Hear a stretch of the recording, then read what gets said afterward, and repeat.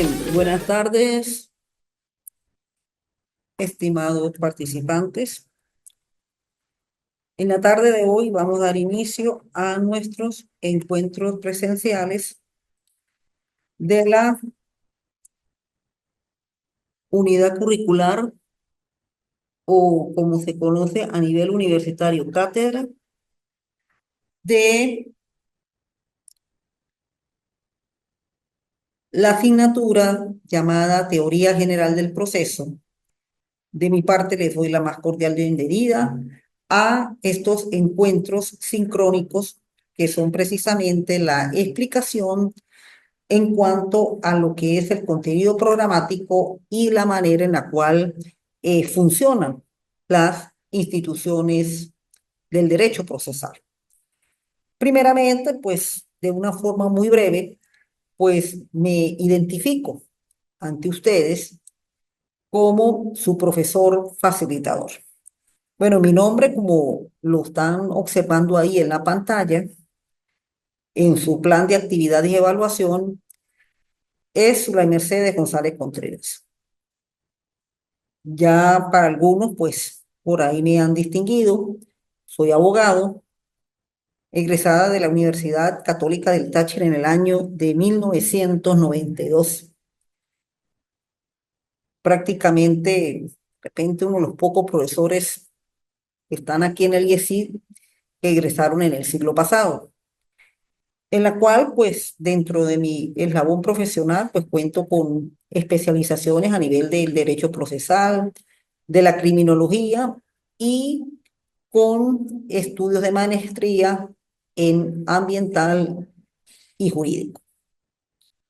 Bien, ahí tenemos en el plan de evaluación el teléfono de contacto para lo relacionado con sus dudas, preguntas que tenga, el correo que puede ser de gran utilidad, sobre todo para las consultas, y naturalmente, pues,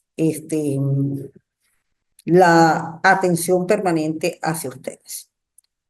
Primeramente, pues es importante que conozcamos el plan de evaluación para que nos atengamos sobre cómo se va a desarrollar el proceso y sobre las reglas que el IEPSI tiene en cuanto a la presentación de las evaluaciones. En este trimestre se redujeron a 3 las evaluaciones del mismo, por lo que tiene que ser más compromiso hacia ustedes en tratar de por lo mínimo presentar 2 como para tener la opción a un recuperativo que por cierto están las fechas del mismo.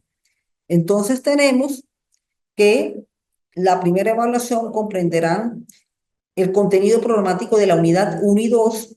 Ahí tenemos la fecha de evaluación, la forma en que se va a hacer la evaluación a través del examen escrito y el porcentaje del 30%. Luego, la unidad número 3, el desarrollo del proceso, las fechas en la cual se está para la presentación de la misma, la modalidad, un ensayo, igualmente el va a ser el 35%, porque aquí hay un poquito más de exigencia.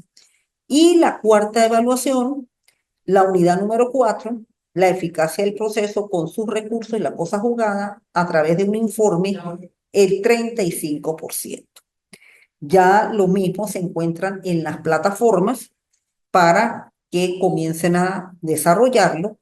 Y por favor, vamos a ver si esta vez nos ponemos en sintonía con lo que establecen las normas y por lo menos en cuanto al ensayo y al informe, eso tienen que ser primero escritos prácticamente de producción propia, porque no son un escrito de hacer un libro completo, ni un corte y pegue, nada, sino una producción propia y con un máximo de 10 páginas. O sea, en 10 páginas, pues la persona tiene que ser, aquel estudiante, lo más concentrado, lo más conciso en lo que va a escribir. Con respecto al examen escrito, es un examen que se hace a mano de conceptos, el desarrollo de los conceptos tiene que ser una cuestión de aprendizaje y a mano, por lo general, tratar de hacerlo en lapicero negro, porque resulta que nosotros los abogados, por lo general, escribimos. Somos, y dentro del Poder Judicial encontramos a la figura del escribiente. ¿Y esos son los escribientes? Los escribientes son todo ese personal auxiliar que se encuentra en los tribunales colaborando con el juez y con el secretario en el funcionamiento del mismo.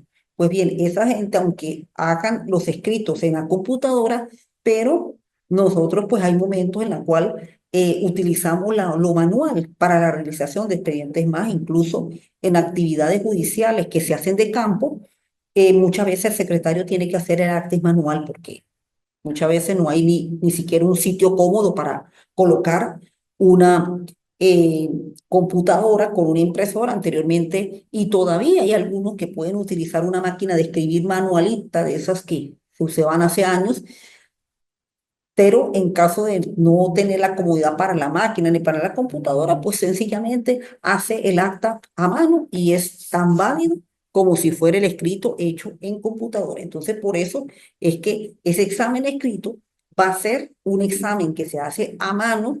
Igualmente, se copia en el link, se copia para enviarlo a la actividad. Más se hace a mano, se copia la foto, se coloca en el link y así para presentarlo al profesor. Entonces, esta es, mis queridos estudiantes, el contenido de cómo se va a desarrollar la materia y cómo van a ser sus evaluaciones. Ya sin entrar en mayor contacto, aquí tenemos la bibliografía a consultar.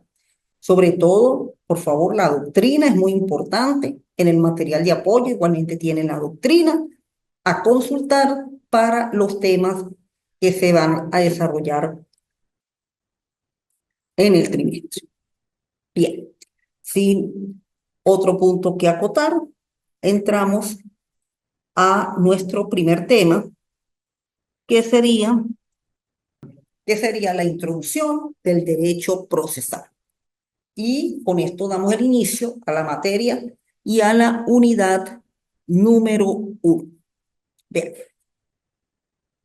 acá, pues naturalmente vamos a entrar a una rama del derecho público, que es prácticamente la rama por el cual el abogado, como el estudioso de la ley, como el experto en el manejo de la norma jurídica, eh, está al servicio de su cliente para que en el momento en el cual se desarrolle o se produzca un conflicto, indicar el camino institucional y legal por el cual va a tener la solución. Hola, espera. Dale la bienvenida aquí a la estudiante Natalia Hernández.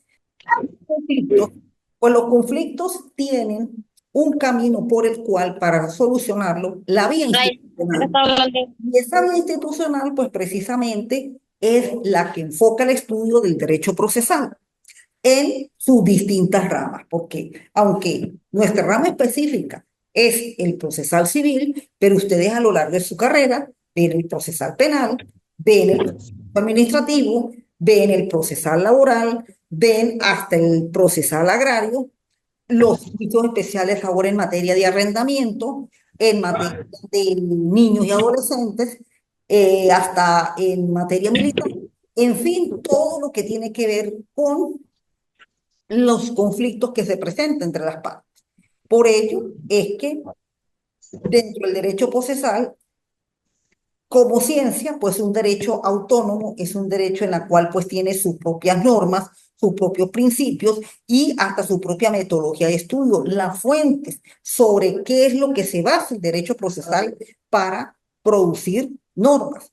La tutela judicial efectiva como mecanismo por el cual se inicia esa forma como las partes pueden accionar a través de los órganos jurisdiccionales el inicio de los procesos y naturalmente la ley procesal que en Venezuela pues la tenemos desde el punto de vista constitucional, con la propia Constitución de la República Bolivariana de Venezuela, cuando ya nos indica cómo son los procesos y cómo no todavía con nuestra ley adjetiva, que es el Código de Procedimiento Cívico, no, que el mío pues lo tengo empastado, del año 1997. Esta fue la última reforma que se hizo ante el entonces Congreso Nacional y actualmente pues se encuentra en primera discusión la reforma en la cual pues no ha podido ser finalizada, pero sí se,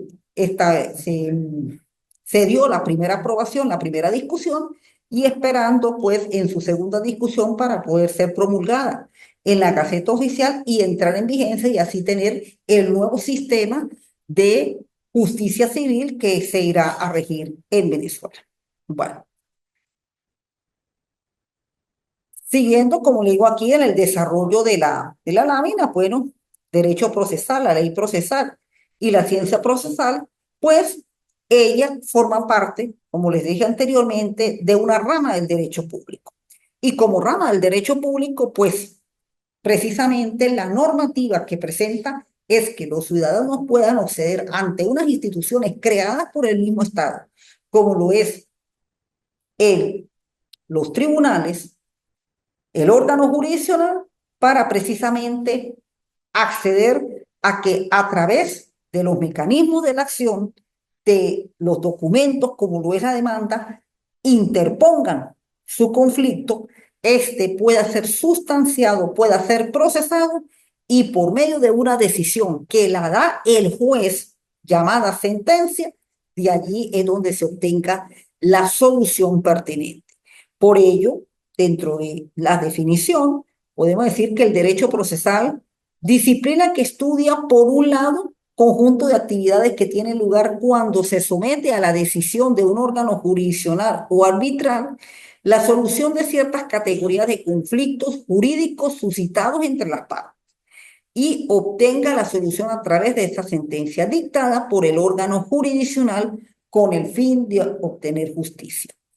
Es muy importante entender, y esto eh, algo que se le hace mucho hincapié a los estudiantes porque es la práctica que sucede dentro del órgano jurisdiccional, es que cuando se presentan esos conflictos tienen que tener un asidero legal.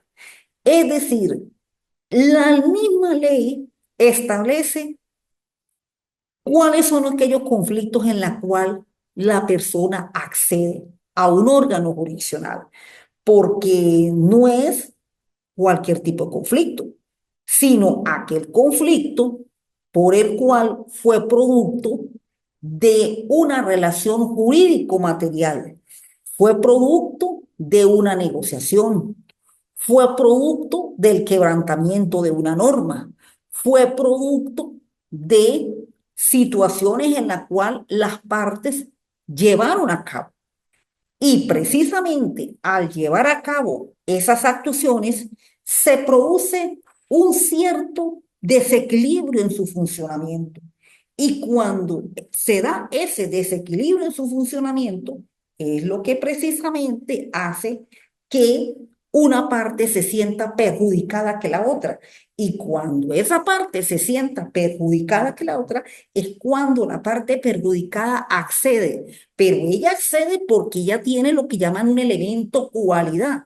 Y al tener el elemento cualidad, tiene prácticamente ese poder, esa legalidad, legitimidad para interponer ante el órgano jurisdiccional el conflicto presentado precisamente por una desarticulación que hubo en lo que celebraron en el negocio jurídico, en esa relación jurídico-material, o a lo mejor las actuaciones permitieron que se quebrantara la norma jurídica. Toco esos dos casos y precisamente para explicar lo que dice el concepto, porque por un lado tenemos un caso de cumplimiento de contrato. Ya por lo menos ustedes, tanto en derecho de obligaciones como en contratos y garantías, verán todo lo relacionado con esa relación de obligaciones que se suceden entre dos personas, sujeto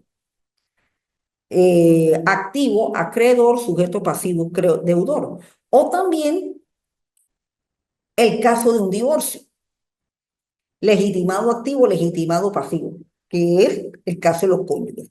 En el primer caso, generalmente, cuando se presenta la obligación, es porque dentro de la celebración del negocio, dentro de la celebración de la relación jurídica, hubo un quebrantamiento, bien sea por parte del acreedor o por parte del deudor. Ahí es donde precisamente se genera el conflicto y por lo tanto el perjudicado accede al órgano jurisdiccional. Pero vamos en el segundo caso, en el caso del divorcio, pues sencillamente uno de los cónyuges faltó a la ley. Uno de los cónyuges está inmerso en una causales. Uno de los cónyuges precisamente está dentro en la cual ya perdió lo que fue el afecto, que es uno de los elementos por el cual se produce el matrimonio. Entonces, al producirse una actuación que quebranta la norma jurídica, pues ahí es lo que puede generar de que se actúe ante el órgano jurisdiccional. Entonces, lo que tiene que existir para que pueda acceder al órgano jurisdiccional y mover, y de ahí empezar a tener lo que se dice el manejo de el uso del derecho procesal, pues es que exista conflicto y que se acuda al órgano jurisdiccional, se admite ese conflicto a través de un escrito llamado demanda y de esa manera se inicia ese proceso. Eso es lo que en realidad hace la componente de lo que es el derecho procesal. Entonces, ahí tenemos precisamente dentro de esa definición, cómo es que actúa el derecho procesal, la ley, la ciencia del derecho procesal, la ley, pues las normas en las cuales se rige el proceso, Constitución Nacional, Código de Procedimiento Civil y las demás leyes que tengan normas procedimentales. Bien, la ciencia por lo general es autónoma, tiene su propio método, tiene sus propios principios y por ello naturalmente pues encabeza un gran de doctrinas, sentencias judiciales en que fortalecen precisamente la misma. Bueno, en cuanto a ramas y fuentes del derecho procesal, ahí tenemos las distintas ramas en que se desarrolla el proceso, además del proceso civil, que es lo que nos concierne en esta materia, pero tenemos otros procedimientos en los cuales ustedes lo van a ver, como lo es el penal, el procesal administrativo, el laboral, el tributario, el penal militar, el agrario. Las fuentes es de donde nace la institución y primero tenemos la ley, que es la primaria, vinculante, y la jurisprudencia que en realidad pues todo el tiempo anda haciendo muchas eh, actualizaciones del manejo de las instituciones del derecho procesal, sobre todo de todas aquellas etapas del proceso. Y secundarias, bueno, aquellas que también influyen en el desarrollo de las instituciones del proceso, por lo menos la doctrina, la opinión de los autores, que es lo que muchas veces uno en su material de apoyo pues recomienda para que ese material sea complementado con esa lectura que se haga en esos textos. Y en algunos casos la costumbre, sobre todo a nivel de la materia comercial, es muy vinculante en muchas solución de conflictos. Y dentro de los otros conceptos tenemos lo que es la doble instancia, que es la actuación dentro del desarrollo del proceso. Generalmente el proceso tiene un inicio, que es la llamada primera instancia, donde prácticamente se esgrimen los hechos, tanto los que alega una parte, los que defiende la otra, las pruebas y la sentencia. Y posteriormente tiene la otra instancia, que es más que todo para la revisión precisamente de la sentencia, la primera instancia. La tutela efectiva, pues es precisamente ese derecho de acceder ante los órganos de la Administración de Justicia. Y está fundamentado precisamente en el mismo artículo 26 de la Constitución de la República de Venezuela, que establece en que todo ciudadano tiene el acceso a los órganos de administración de justicia a entablar todos los conflictos que tengan con sus intereses propios, así como los colectivos y dispusos, y a obtener la oportuna respuesta por parte del juzgador, en este caso con la sentencia. Y la manera como tienen que ser los procesos, tienen que ser expeditos, imparcial, tiene que haber celeridad, justicia, sin formalismos indebidos y sin dilaciones indebidas. Es decir, no aquello que debe ser lo más práctico, debe ser lo más que el ciudadano se sienta que siente que la justicia se está llevando a cabo. Y dentro precisamente de esa tutela se esgrime lo que es la trilogía del derecho procesal, la llamada acción, jurisdicción y proceso, en la cual son los tres componentes, que es una forma de pirámide. La acción la tienen las partes, la jurisdicción la tiene el juez y el proceso son los actos en que se encuentran en la ley y eso son creados por el Estado. El Estado a través de la norma procesal crea el mecanismo como las partes llevan a cabo sus conflictos y el juez investido de jurisdicción resuelve el mismo. Bueno, acá tenemos entonces lo que es la primera unidad y el estudio de la introducción del derecho procesal. Entramos ahora sí con la segunda unidad y la primera y la segunda son las dos unidades que se van a evaluar en la primera evaluación, que prácticamente pues será a partir del 17 de febrero, es decir, próximamente dentro de unos 15 días, donde ustedes pues ya podrán ir respondiendo las preguntas que están en ese examen escrito. Bueno, la constitución del proceso judicial prácticamente nos enfocamos en el último punto de la unidad anterior, que es la trilogía del derecho procesal, en la llamada acción, jurisdicción y proceso, porque sencillamente dentro de ese desarrollo de estos tres elementos es como el proceso se va llevando a cabo. Porque para que el proceso nazca, para que el proceso se active y se active la jurisdicción, tiene que existir un elemento fundamental que es el conflicto. Primero tiene que existir el conflicto. Y el conflicto es producto de actos humanos. Y para que esos actos humanos se realicen y lleven conflicto desde el punto de vista legal, desde el punto de vista que tenga sentido para interponerlo ante un tribunal, ese conflicto tiene que ser producido por personas. Esas personas tienen que ser sujetos de esa relación material y producto de esa relación material se llevó a cabo un acto, un negocio, sea de carácter humano, sea de carácter económico, es decir, tiene que tener un sentido, una finalidad.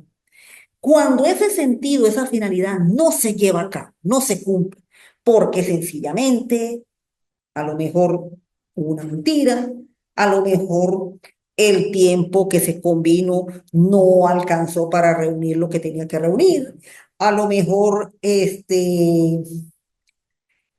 tenían unas expectativas y producto, bueno, sobre todo en la república que vivimos, la República Bolivariana de Venezuela, pues se han presentado situaciones donde precisamente muchas personas no pueden cumplir sus cometidos de acuerdo al tiempo previsto.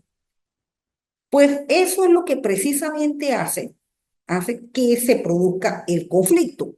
Y cuando el conflicto ya llega el momento en que no hay una solución sensata, una solución en la cual pueda ser dirimida por las partes, entonces aquella que se siente más afectada, pues acude ante el órgano jurisdiccional donde precisamente entra otro elemento del proceso, porque ya tenemos el primero.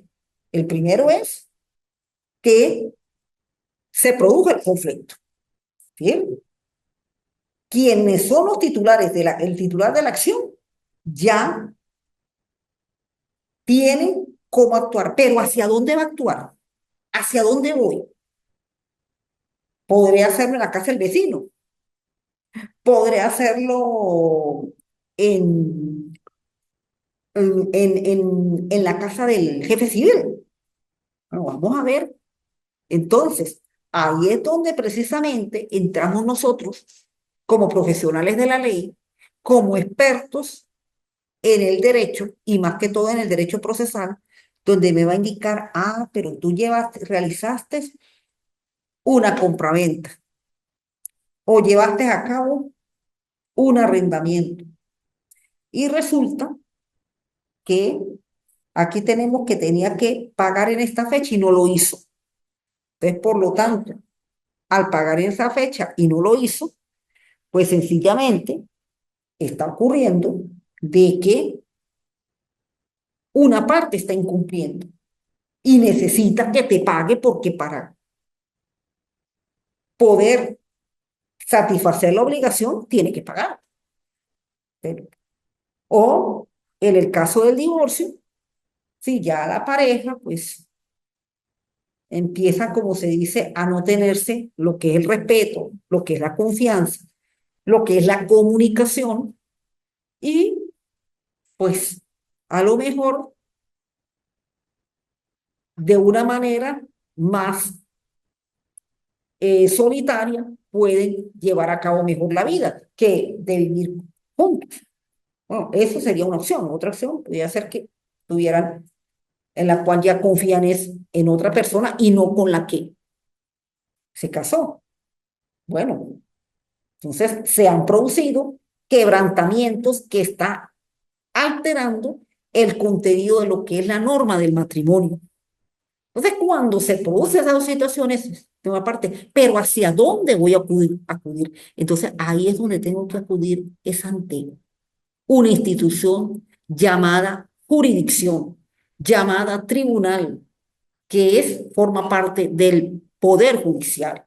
Entonces, ese poder judicial tiene unos tribunales en la cual ese órgano jurisdiccional que tiene jurisdicción y competencia va a ser el indicado para que producto, bien sea por el, desa el desacuerdo de ese negocio o bien sea porque se ha infringido supuestos de la norma jurídica, acudir para obtener la solución del conflicto. El uno para que pague y el otro para que ese matrimonio quede ya terminado.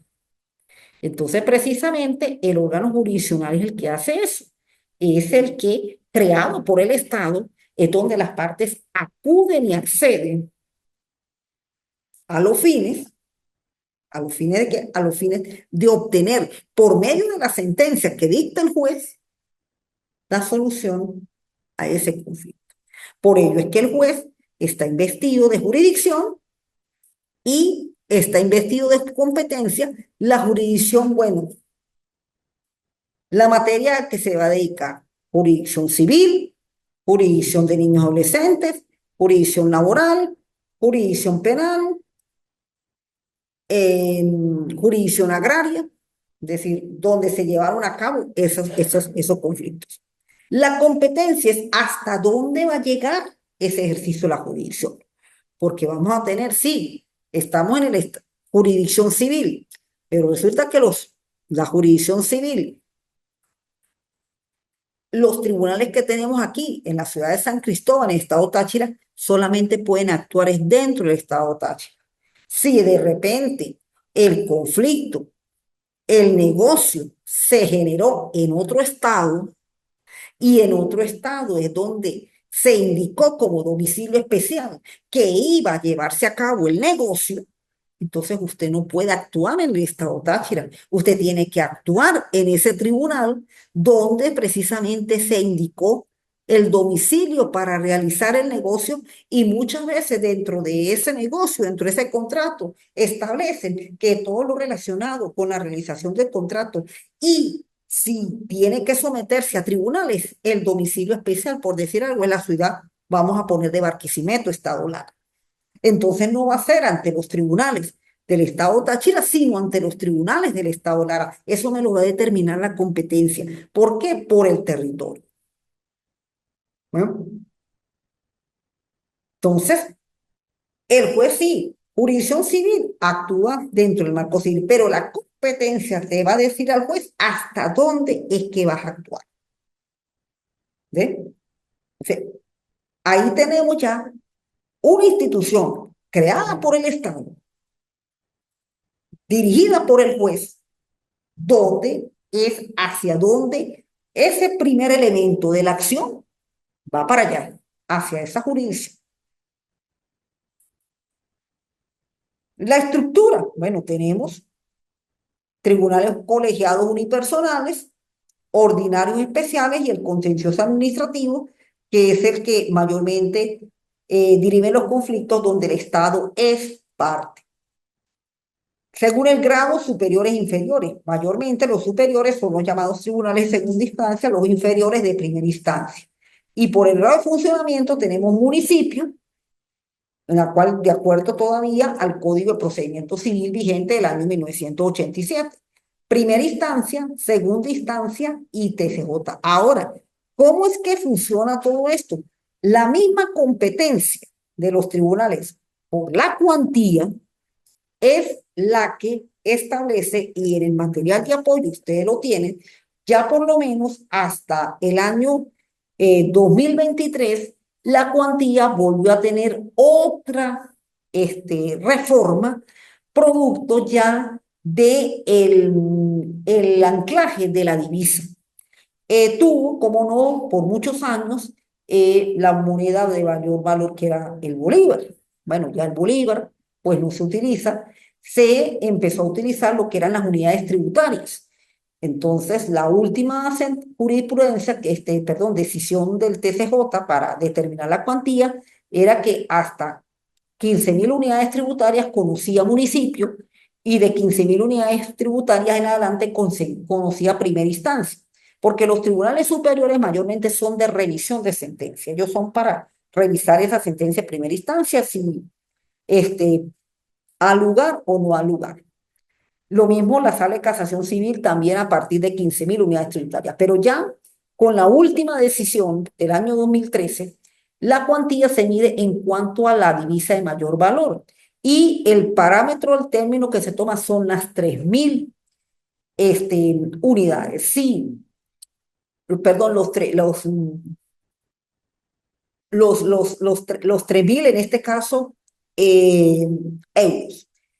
Cuando las demandas sobrepasan los 3.000 euros, de acuerdo a la tasa, bueno, hoy ahorita ya el euro ya estaba en golpe de 64 bolívares. Los 64 bolívares los multiplicamos por 3.000, estaríamos hablando casi que de 200.000 bolívares. Cuando las demandas pasan de 200.000 bolívares, entonces hasta ese monto lo conoce el municipio. Y de 200.000 en adelante conoce primera instancia. Entonces se toma ese el valor del euro, es decir, los 3.000 euros. Ahora, los tribunales y municipios van a conocer dos clases de procedimientos. Por un lado, el procedimiento breve, que lo van a ver ustedes en Procesal 2, hasta 1.500 euros, y de 1.500 hasta los 3.000, el procedimiento ordinario, que es lo que verán en el próximo trimestre. Entonces, este funcionamiento de los tribunales de municipio, primera instancia, funciona es en base a la cuantía, y de acuerdo a la cuantía, usted interpone la demanda en el municipio o usted interpone la demanda en primera instancia. Bueno, la jurisdicción, ya como lo toqué, civil, penal, administrativa, la competencia, hasta donde se determina la norma del Código de Procedimiento Civil, cómo se determina la competencia. Por la materia, mayormente por la materia civil, por la cuantía, materia y cuantía, y tenemos la resolución, y la última, que fue el año pasado, que ahí se le aclaró a ustedes en el material de apoyo. El territorio, el lugar donde se celebró a cabo más que todo el negocio, la competencia por razón de continencia y la de materia internacional, que son casos muy excepcionales que se dan. Bueno, y tenemos la acción. Bueno, ya se lo había indicado anteriormente, poder de reclamar la tutela de un derecho determinado ante la jurisdicción que son los tribunales. Y ese derecho que se reclama ante el órgano jurisdiccional se debe tener como resultado la oportuna respuesta. Bueno, dentro de la acción, pues precisamente es un derecho abstracto, es un derecho general, pero lo que determina qué es lo que se reclama, producto del acto realizado, eso es lo que propiamente se llama la pretensión. Es decir, el cumplimiento del contrato y el divorcio, la acción es el actuar, el llegar ante el órgano jurisdiccional para actuar. Pero lo que usted va a pedir dentro de esa actuación que realiza, eso es lo que precisamente llama la pretensión. Y por eso aquí tenemos precisamente el concepto en que está basado en los siguientes aspectos: particularidad de la acción y el derecho subjetivo de la parte que se materializa en base al interés y la cualidad procesal, sobre todo la legitimación que tiene la parte, para materializar su derecho de hacer efectivo y viable el producto de la existencia de una relación jurídica material que se encuentra determinada en la norma del derecho sustantivo, llevando a cabo la materialización del derecho ante la jurisdicción y el proceso debido como resultado de obtener la decisión después y la ejecución de la decisión correspondiente. Bueno, acá precisamente lo que uno coloca o lo que uno verdaderamente hace cuando interpone la acción es la pretensión que pide. Cuando se pide un cumplimiento del contrato, la pretensión es el cumplimiento del contrato. Ese en sí es la pretensión. Por eso demanda de cumplimiento, porque la pretensión es un cumplimiento. Demanda de divorcio, porque la pretensión es un divorcio.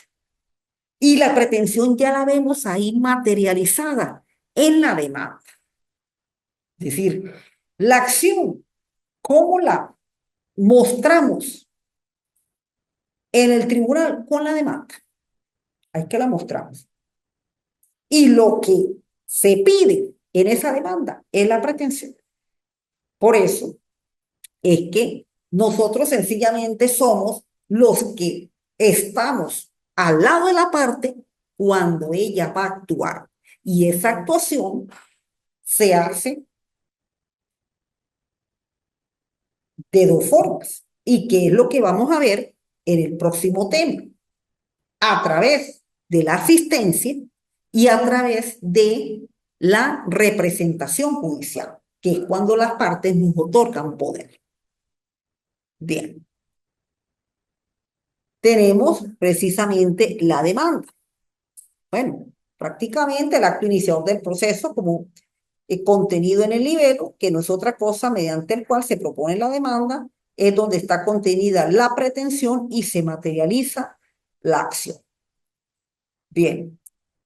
Y por último, tenemos el proceso. Bueno, ya el proceso son los actos que se realizan dentro del órgano jurisdiccional y esos actos se encuentran en la ley. Forma jurídicamente regulada de la protección del ordenamiento legal por el Estado, consistiendo en una serie de actos tendientes a la solución coactiva y pacífica de los conflictos sociales mediante la actuación de la ley que es aplicada por los órganos jurisdiccionales creados al respecto. Entonces, esos actos están en la ley. ¿Y dónde se aplican? Se aplican en el tribunal. Ahí es donde se lleva a cabo el juicio. Prácticamente el proceso es el conocido juicio. Más sencillo no se le puede decir que consiste el proceso. Actos procesales, conducta realizada por un sujeto procesal de constituir, modificar o extinguir el proceso.